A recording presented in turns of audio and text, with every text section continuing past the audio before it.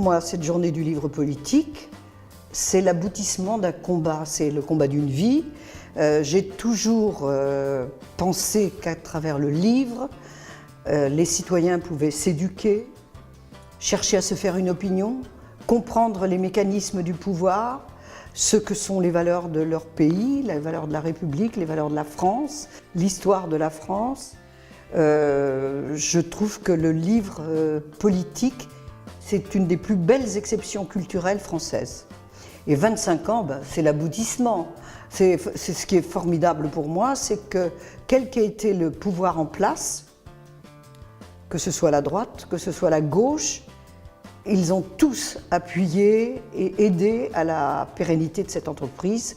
La journée du livre politique, ces débats, son prix, le prix des députés que l'on a créé après avec Jean-Louis Debré. Et là, cette année, le premier prix étudiant France Culture. Pour les 25 ans, on se tourne vers l'avenir.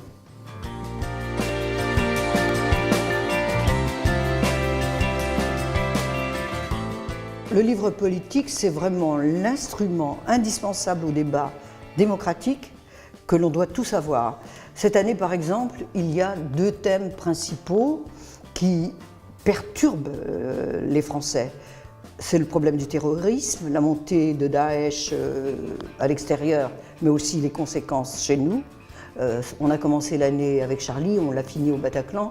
C'était quand même une année très particulière et pénible pour les Français. Et je crois que les livres qui sont consacrés à ces événements méritent toute leur place dans le débat qui va précéder les élections présidentielles qui auront lieu dans un an. Puis il y a un deuxième problème, qui est le problème de l'identité française.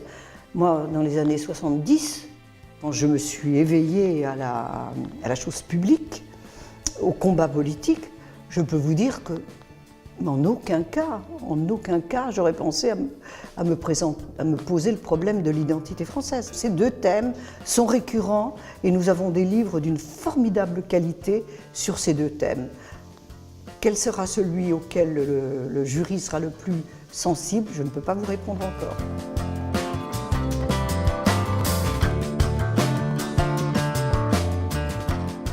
Si je devais mettre 2 livres politiques au Panthéon, dans mon Panthéon personnel, c'est le livre du général de Gaulle, Les Mémoires de guerre.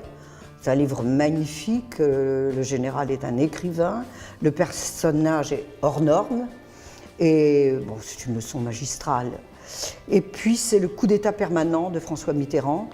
Là aussi, quel talent d'écriture, quelle intelligence des situations. Et dans ces deux, ce qui est formidable dans ces 2 ouvrages, c'est que pour moi, ce sont les 2 présidents majeurs de la Ve République, les 2 hommes qui ont vraiment donné une autre statue à la Ve République.